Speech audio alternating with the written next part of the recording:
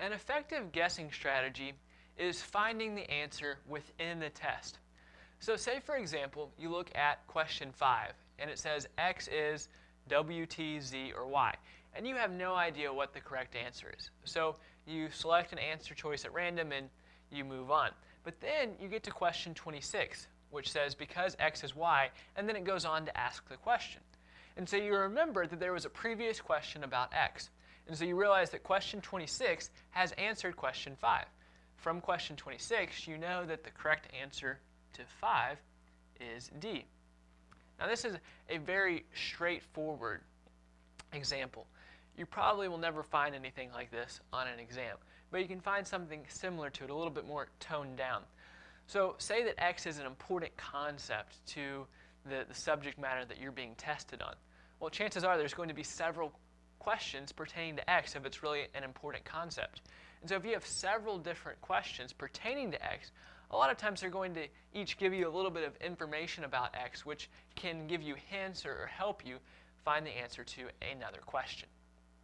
And then I have a couple of other strategies here that don't fit into other categories.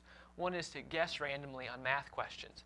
Now I should add a disclaimer there and say you shouldn't always guess on math questions. If you know the correct answer, you should definitely go with that. And if you can eliminate one answer choice, then guess randomly from the other answer choices, but not from all of them. The issue becomes when a lot of students trick themselves into thinking they have found the correct answer. So say you have A, B, C, and D, and so you have the answer choices 5, 10, 15, and 20. And so you look at the problem, and you have no idea what the correct answer is. But the numbers 2 and 10 stick out to you. And so you think, maybe I should multiply them together.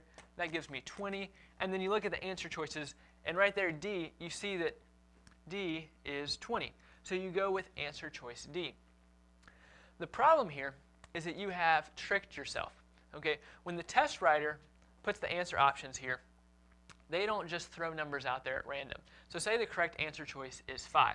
It's not like the test writer said, okay, the correct answer is 5, so I'm just going to throw 10, 15, and 20 out there. No, the test writer has intentionally put answer choices there that you might get on accident. So the test writer comes up with a question, comes up with the correct answer, and then says, okay, what are some common mistakes that a test taker will make? And so they put answer choices in there that you might get on accident. And so this is to make sure that you really understand a concept. So if you just think that you should multiply 2 by 10 and you realize you got 20 and you think, oh, because 20 is an answer choice and that's what I got, it must be correct. You have fallen into a trap.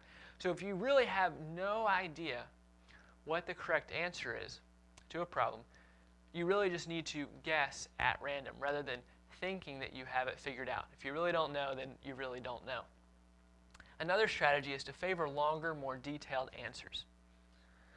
Many times the correct answer is going to be detailed because the test writer wants to make sure that that answer is always correct.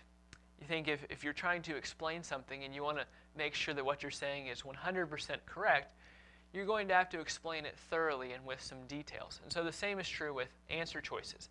If you have, say, 4 answer choices to choose from, and A, B, and D are very short, but C is long and detailed, and you have no idea what the correct answer is, go with C because it's longer and more detailed, and so the test writer is probably making sure that that answer choice is indisputably correct.